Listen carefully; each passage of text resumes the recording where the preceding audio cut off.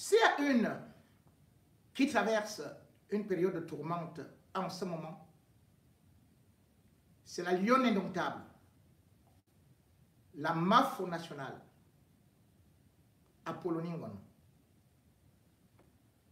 Apollonie Ngono est embarqué dans une histoire, dans un rouleau compresseur où on veut absolument l'éteindre.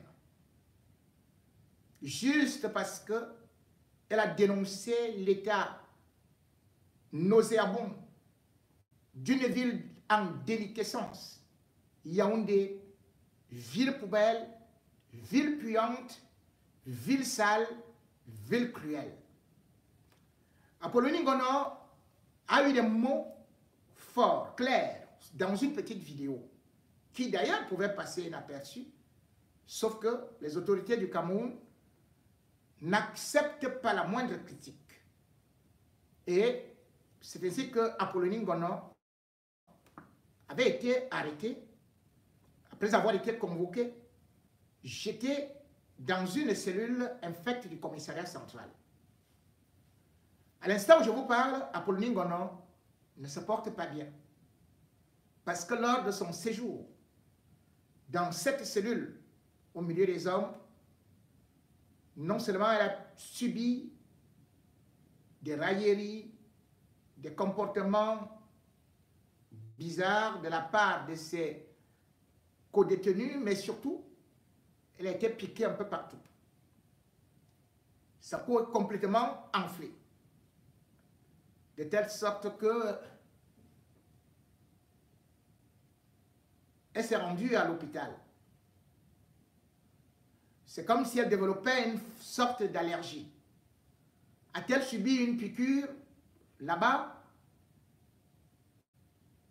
On ne sait pas. Mais on surveille la situation parce que son état peut devenir préoccupant plus tard. Qu'a-t-elle donc fait, cette maman, cette compatriote qui aime tant son pays et qui pourtant a souvent affiché même la tenue du RDPC? Pas celle du RDPC seulement pour le RDPC, mais se tape la poitrine d'être biaïste. Mais parle, à l'instar de Charles Ateba Yene, qui tirait contre son propre camp et qui malheureusement a été tué, assassiné par toujours les autorités de notre pays et plus particulièrement où on a retrouvé la main de Laurent Maïsso. Apollonie Ngono a été convoqué une fois de plus donc au tribunal où elle s'est présentée mercredi.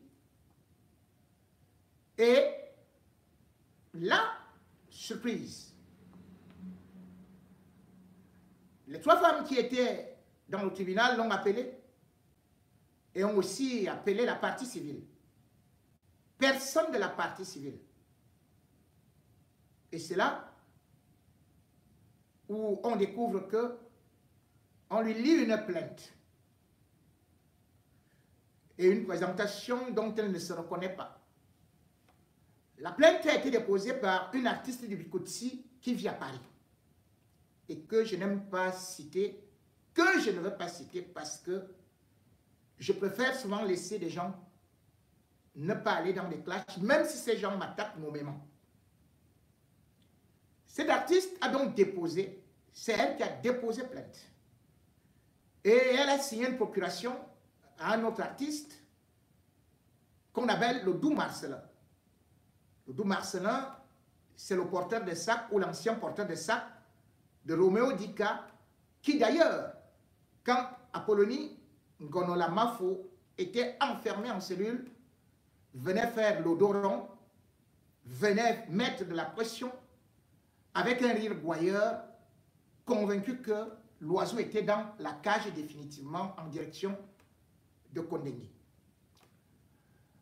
Elle a bénéficié d'une solidarité, non seulement de la diaspora et même de certains au Cameroun, dont les avocats. Ainsi, lorsqu'elle s'est présentée au tribunal, 2 avocats du MRC se sont immédiatement présentés pour prendre sa défense gratuitement. Il y a aussi Maître Dorcas, une femme digne de son nom, qui a un bon CV et qui n'a pas compris ce qu'on était en train de reprocher à cette vaillante dame.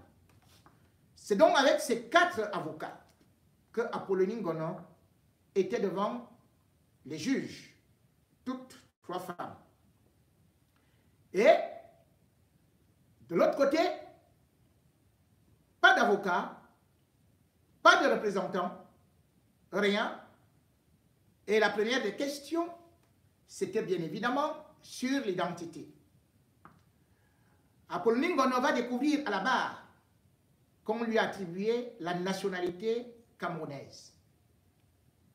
Elle a répondu, je ne suis plus camerounaise. Je suis belge et j'ai mes papiers tels quels. On lui a attribué 40 ans, ce qui n'est pas son âge. Et puis, on lui a aussi attribué une résidence permanente au quartier Nsam, au Cameroun.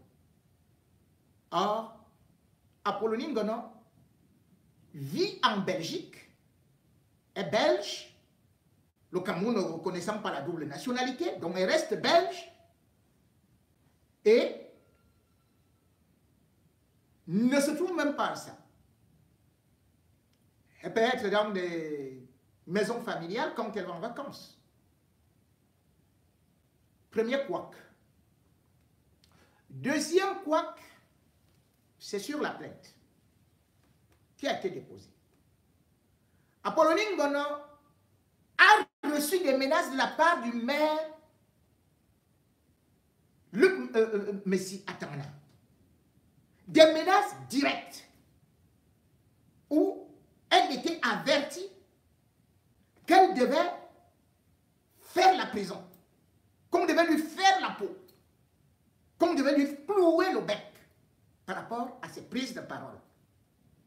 Mais cette fois-ci, au tribunal, on sort plutôt ce dossier que c'est l'artiste Likutsi qui l'accuse de diffamation et aussi que cet artiste lui a demandé, enfin, qu'elle a accusé cet artiste d'avoir tué Martinez Zogo.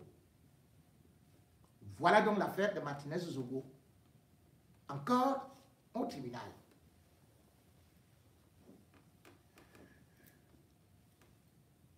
Mais comme les choses de Dieu finissent toujours par donner de la lumière à l'obscurité, devant l'obscurité, une chose va sortir. Provisoirement, Apollonie des Griffes. C'est que sur la plainte, il est dit que Apollonie Ngono a diffamé l'artiste en question le 23 décembre 2023. Vous entendez la date? 23 décembre 2023. C'est ce que la juge dit. Or, je vous rappelle que Apollonie Ngono a été arrêtée le 21. Le 21 décembre 2023. Elle a été arrêtée et jetée en cellule le 21 décembre 2023. Avait-il un téléphone là-bas pour diffamer quelqu'un le 23, puisque elle sera libérée le 23 justement, dans la nuit du 23, presque à minuit. Et vous n'avez pas vu qu'elle a fait un poste quelque part. Supposons même qu'elle a fait un poste le 23. Donc on l'a arrêtée avant d'aller diffamer. Puisqu'on l'arrête le 21, elle n'a pas encore diffamé. On l'accuse de diffamation le 23, donc on l'a arrêtée par anticipation. On a On sait, les gens là se sont assis, ils ont dit que, hey, Apolline Ngono va parler, Apolline Ngono va diffamer, Apolline Ngono va nous accuser, Apolline Ngono va faire ceci et cela, elle va nous tromper, Apolline va... Bim! 23 décembre 2023.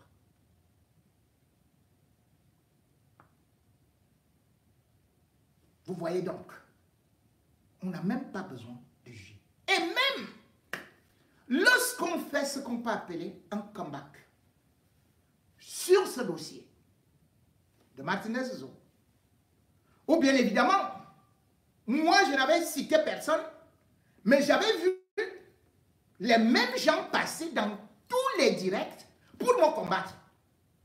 Moi je revendiquais justice pour Martinez Zogo, qui se baladait aussi avec ces artistes et ces personnes, qui l'appelaient mon frère. Mais l'affaire, c'était que, pourquoi vous ne rendez pas hommage à Martinez Zogo? Pourquoi vous ne dites pas justice pour Martinez Zogo? On m'a pris à partie.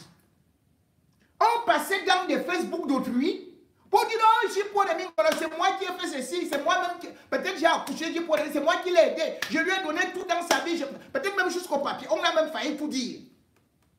Peut-être même que c'est on m'a payé le billet d'avion. Mais je n'ai pas répondu. Mais ce sont les mêmes qui disent maintenant, pour une affaire où la plaignante se trouve en France, l'accusé vit en Belgique, les faits se produisent en Europe, et on va porter plainte au CED. Le CED regarde l'affaire, le CED regarde comme ça, le CED regarde comme ça, le CED dit, nous on ne connaît pas comment on va faire avec cette affaire-là. Puis on court dans le commissariat. Pour une affaire qui s'est passée en Europe. Et ça, cette affaire est résolue presque en mars 2023. Donc pas aujourd'hui. Puisque Apolline Ngono va partir justement au Cameroun, où l'affaire commence. Et entre elles, en tant que femme et Kambeti, puisque on dit qu'il faut donc de la solidarité, vont se dire qu'ils vont s'entendre. Qu'elles vont s'entendre. Et qui est au milieu de l'entente? C'est Jean-Claude Dabega, le bras droit d'Amadou Belinga. C'est lui qui les réunit. Parce qu'en même temps, voilà, il serait une parenté. Je dis bien il serait, selon des informations qui me sont parvenues comme ça. Il serait parenté aussi à Apolline Ngono. Il va donc réunir les deux dames. Pour une fois, il va faire quelque chose qui est un peu propre. Parce qu'il va demander un arrangement. Qu'il n'y ait pas ceci, qu'il n'y ait pas cela. Et qu'elle se pardonne. L'affaire est presque réglée. Puisque la plaignante va demander à Apolline de lui faire finalement une vidéo d'excuses. Qu'elle n'hésitera pas à faire, à lui envoyer. Et par la suite d'ailleurs, Lodo Marcel, qui est devenu le grand négociateur, le représentant judiciaire et tout, c'est lui qui va mener aussi des négociations pour dire que bon, voilà, pour cette affaire-là, il faut 400 000 francs pour... on a saisi ou bien l'avocat, c'est les frais d'avocat, et on a saisi le notaire, on a saisi le traducteur, bref, c'était aux alentours vers les 1500 €. Vers les 1500 €. Je ne vais pas y aller en profondeur, mais sachez que l'affaire n'existe plus depuis 2000, depuis mars. Comment se peut-il qu'une affaire de mars, au moment où Apolline Ngono, elle parle de la poubelle, réapparaisse en décembre et on dit qu'elle a diffamé le 23 décembre 2023. Expliquez-moi ça, c'est quelle alchimie, c'est quelle acrobatie. Moi, j'ai toujours respecté mes soeurs. Je les encourage, même quand j'étais à Radio Siantou. Même mes soeurs qui faisaient de la musique, j'en jouais pêle-mêle. Et puis, j'ai toujours dit ce linge sale qui se lave en famille, lorsqu'il ne se lave pas, c'est ça qui conduit donc à des règlements de compte. Jean-Pierre Moukbelinga était le frère de Martinez Zogo. Martinez Zogo le défendait. Tout comme Martinez Zogo défendait les artistes dont je ne veux pas citer les noms et qui ont refusé de citer même son nom, même dans ses pages Facebook, même dans leur page Facebook. Je ne veux pas les citer. Mais qui a tué Martinez Zogo? Qui a fini avec lui? Première prison, c'était déjà Jean-Pierre Moukbelinga qui était impliqué avec Mondayo. Et cette fois-ci, c'est encore lui qui a monté ce coup-là. Et pendant que le corps de Martinez Zogo avait des asticots, les femmes dont il recevait en studio, qui se baladaient avec lui, que ce soit dans des deuils, à gauche, à droite, qui portaient parfois le sac,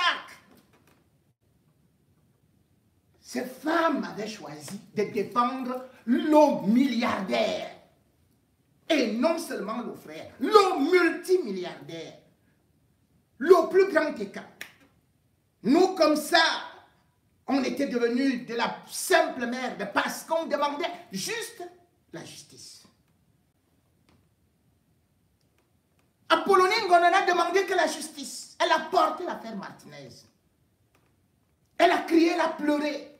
Parce que se disait que moi qui parle là, moi qui revendique ceci et cela, je risque aussi de connaître le même sort. Et ce qui est terrible, c'est que ces gens-là vous disent toujours qu'on vous attend au pays. Et même quand on vous porte plainte, on va donc ajouter un truc politique.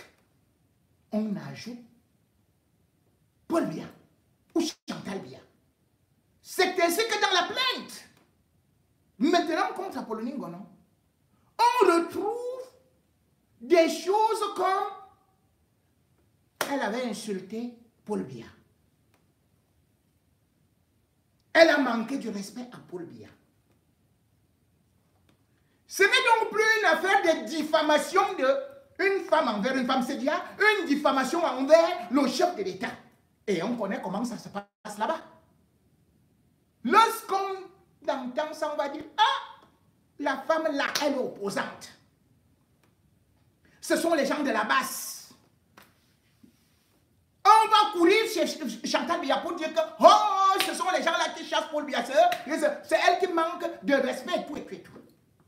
Voilà une maman de 2 enfants qui aujourd'hui est dans une peur parce qu'elle n'a pas le réseau au Cameroun.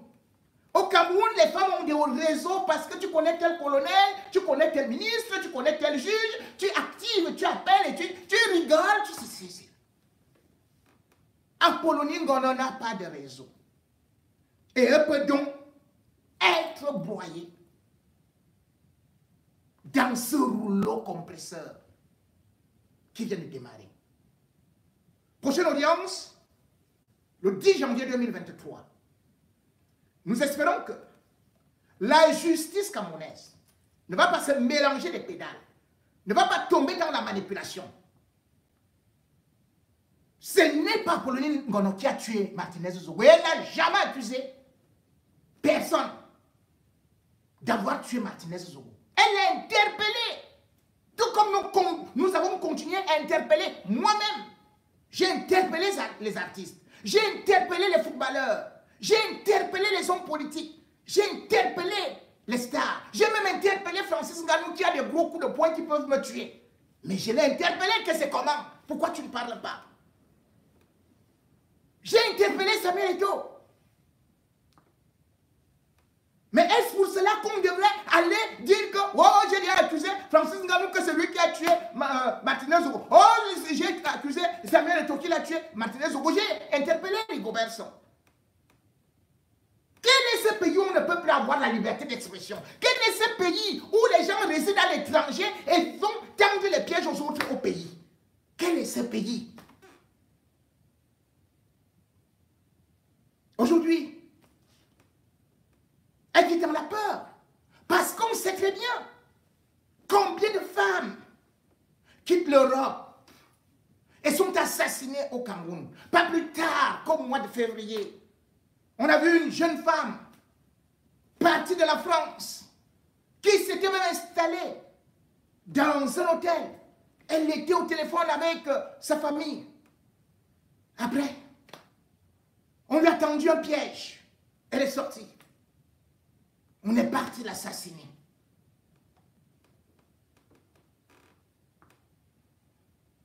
Combien de femmes sont aujourd'hui tuées au Cameroun?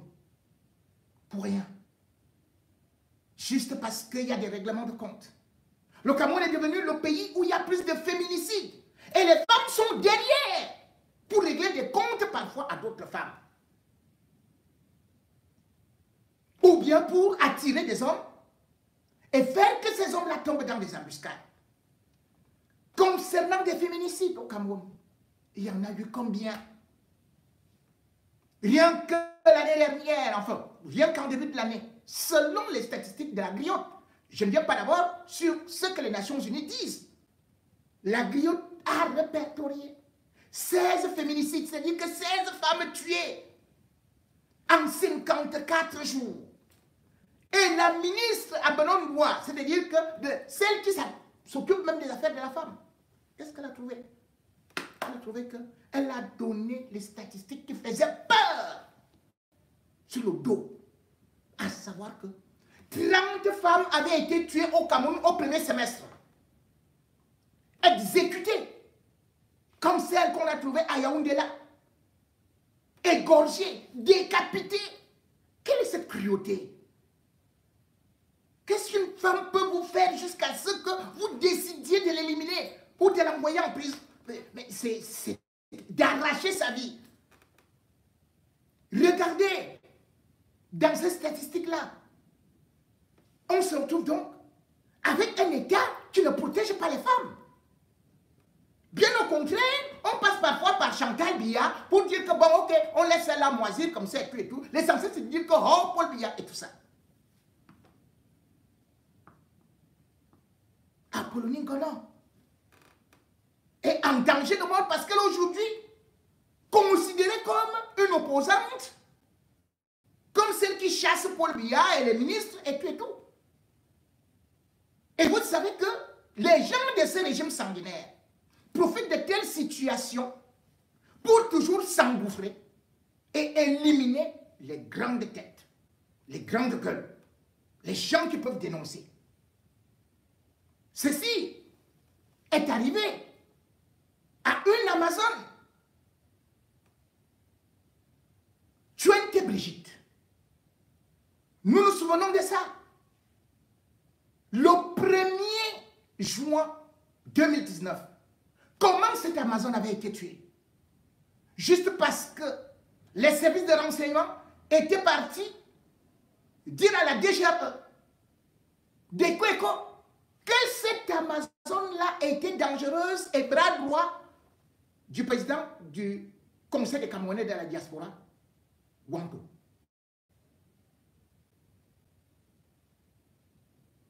L'Amazone Brigitte était la doyenne des Amazones. C'est elle qui avait conçu l'abécédaire du combattant. Mais c'est dans sa propre famille qu'on l'a tué. C'est sa propre famille qui l'a livré. Donc, vos propres sœurs, vos propres tantes et consorts, c'est elle qui vous tue, qui vous livre à ce régime sanguinaire. Je vais d'ailleurs vous montrer une vidéo. Cette vidéo qui rend hommage.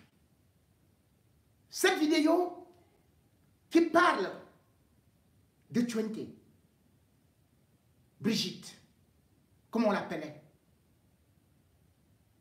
La vidéo que je vais vous présenter est une vidéo d'hommage réalisée par le Conseil des Camerounais de la diaspora.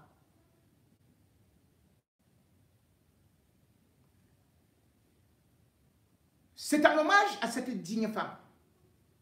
en ses mémoires pour son combat que le général Wonto,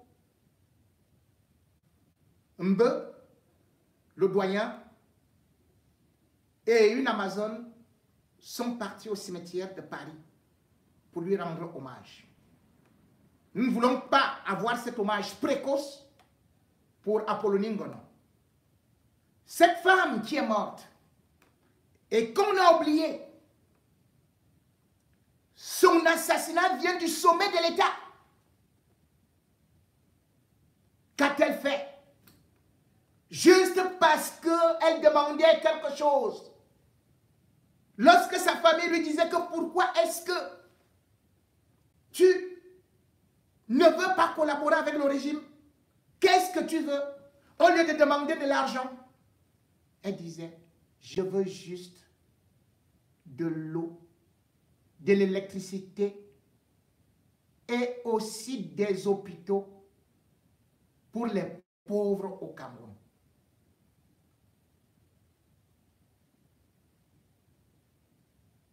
On est parti présenter cette femme comme la pire ennemie à abattre. Mesdames et messieurs, parce que nous ne devons pas oublier nos héros et nos héroïnes. Même si on ne l'a pas célébrée pendant qu'elle était vivante, rendons-lui hommage. Je vais vous proposer cette vidéo dans une minute. Une petite minute.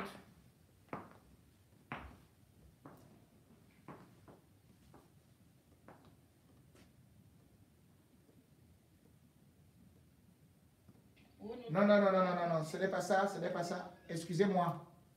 Ce n'est pas cette vidéo.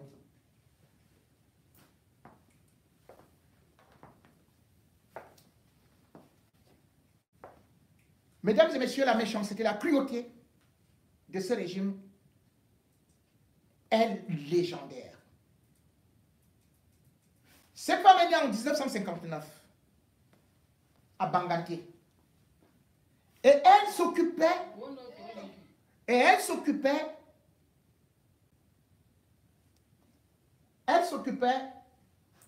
souvent des manifestations à l'ambassade du Cameroun aux États-Unis. Gratuitement.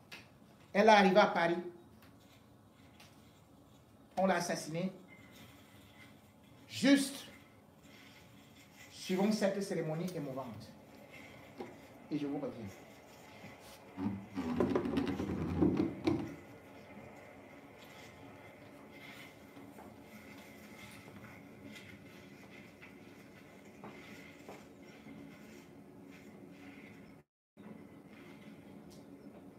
Brigitte,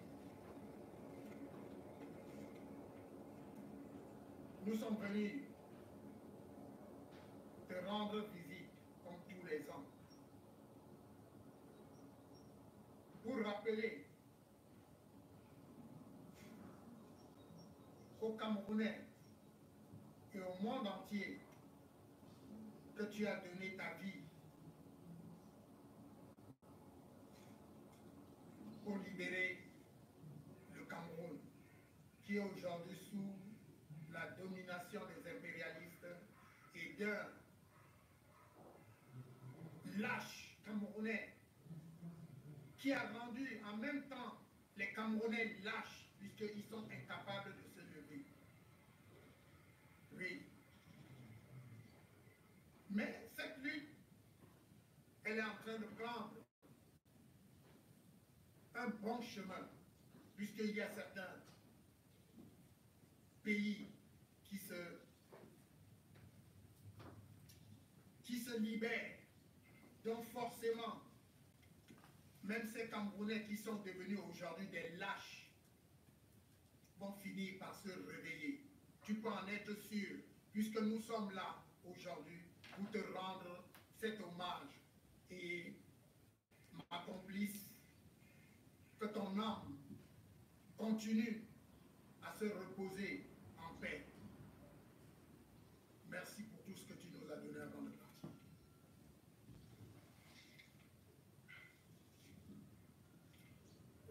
Auntie Brigitte, notre doyenne, nous sommes ici une fois de plus devant ta tombe pour te rendre l'hommage que tu mérites, pour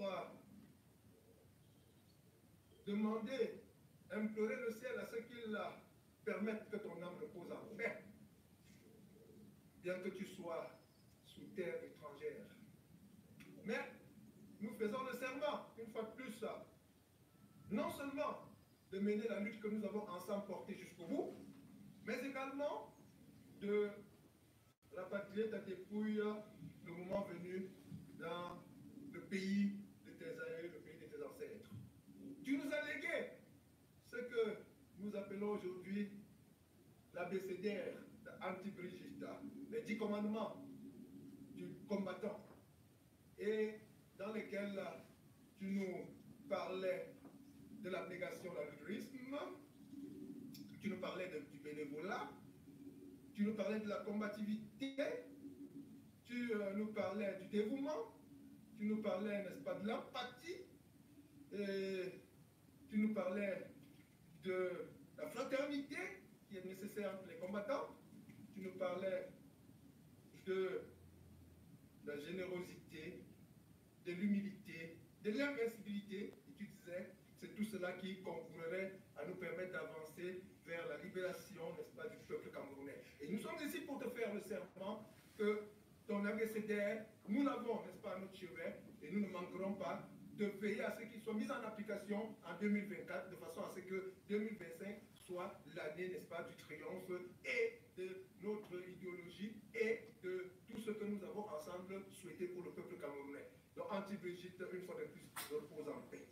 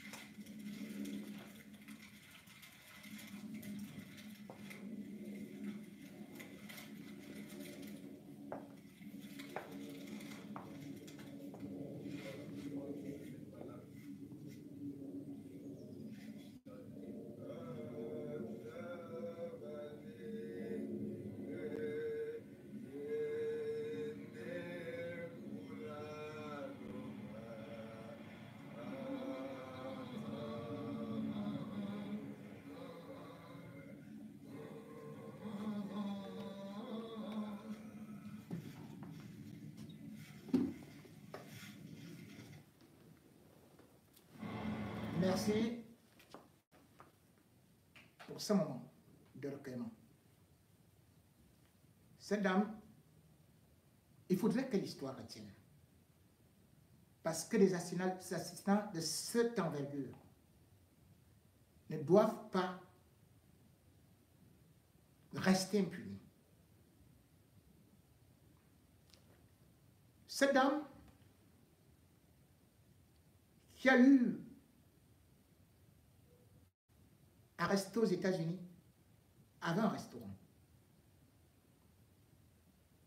Elle est partie de là parce que elle rendait service à l'État du Cameroun. Tous les 20 mai, c'est elle qui décorait la salle, gratuitement. Mais les autorités consulaires facturaient souvent cela. À prix coûtant, très coûtant. Elle ne touchait pas. Il détournait cet argent. Elle est venue s'installer à Paris. Et puis en 2018, elle s'est mise dans les marches après l'élection du 7 octobre 2018 au Paul Biya. Elle passait Riglac et où Maurice Kamto parlait de hold up. Elle a donc rejoint la cellule de la résistance où elle dirigeait les femmes, les Amazones. Et c'est ce qui va lui valoir sa mort. Pourquoi? Parce que non seulement elle est proche de ce qu'on peut dire les bras du régime Niat ou Ketchakoutes qui ont régenté ou qui dirigent tout dans leur secteur parce que les Banganté, elle était Banganté. Mais surtout, sa sœur, Gertrude, on peut même l'appeler cousine, mais on ne savait pas la différence. Gertrude. Elle, la coiffeuse de Chantal Biya. C'est donc Gertrude qui va plusieurs fois commencer à mettre la pression, en détournant même sa propre fille, qu'il faut être du camp des vainqueurs. C'est justement Gertrude qui également va donner certaines informations selon lesquelles, peut-être, l'Amazone, Brigitte, serait en connivence avec la base pour donner souvent des informations par rapport au séjour de certaines autorités à Paris. Et donc, Chantal Biya, elle-même qui était venue faire des examens du col de l'utérus par rapport à un cancer qu'on déclarait. Ces informations ont été renvoyées à la présidence de la République, ce qui a beaucoup choqué Chantal Biya. Et bien sûr aussi, la DGRE a été mise en contribution. Une marche devait être organisée à Paris le 1er janvier 2019, qui était le coup fatal. Et c'est elle qui devait diriger les cellules de communication, de réaction, et même parvenait à s'introduire au Cameroun, où elle avait installé des poches de résistance. Malheureusement, alors qu'elle était attendue pour la grande manifestation à la porte d'Auteuil, à la porte de Saint-Ouen, sa maison qui était, son appartement qui était à la porte d'Auteuil, non loin de l'ambassade du Cameroun à Paris, avait déjà été visité. Des individus avaient déjà fait des repères, des repérages, autant pour moi. Et finalement, pendant que le Conseil des Camerounais de la diaspora tient sa manifestation, on sera surpris de son absence. C'est donc de là que une délégation sera envoyée dans sa maison, d'autant plus qu'on appelle au téléphone, elle ne répond pas. Lorsqu'on arrive là-bas, la porte est fermée. On appelle, mais le téléphone sonne à l'intérieur. Sa fille, et je crois que sa tante aussi était là. On appelle donc les pompiers. Les pompiers viennent défoncer la porte. On la trouve couchée par terre. Avec du sang, quelques gouttes de sang au niveau du nez, mais un liquide noirâtre au niveau de la bouche. On va donc solliciter la police scientifique. Les enquêteurs vont arriver avant de transporter le corps. Et c'est là où la bataille politique va commencer. Immédiatement, Gertrude va bénéficier des avocats de Chantal Biya pour demander la restitution du corps, qu'on enlève le corps alors qu'on n'a pas encore fini les enquêtes et qu'on parte avec ça au Cameroun pour l'inhumation. Or, Brigitte était en désaccord total avec sa sœur, la coiffeuse de Chantal Biya. L'affaire est portée au tribunal de Clichy. Et le CCD se constitue partie civile, assisté par Maître Momo. Et ça ira même jusqu'en appel, puisque les autorités camerounaises, maintenant par le président du Sénat arrive et l'ambassade du Cameroun pour dire que il revendique maintenant l'incinération du corps. Mais on n'a pas fini l'autopsie, on n'a pas fini les enquêtes, il demande l'autopsie du corps. Le CCD va s'opposer. Et finalement, 47 jours après, suite aux multiples pressions, eh bien, la justice française va décider que le corps de Brigitte n'ira pas au Cameroun. Ne sera pas incinéré, mais sera enterré à Paris. 47 jours après, donc, elle a été inhumée au cimetière de Saint-Cloud. Elle repose en paix. Mais cependant, la bataille judiciaire n'a jamais produit de fruits, puisque la justice française n'a pas pu donner ou les résultats de l'autopsie. Bien au contraire, elle est seulement venue tout dire que bon, on n'a pas eu une main criminelle derrière, il faut classer l'affaire.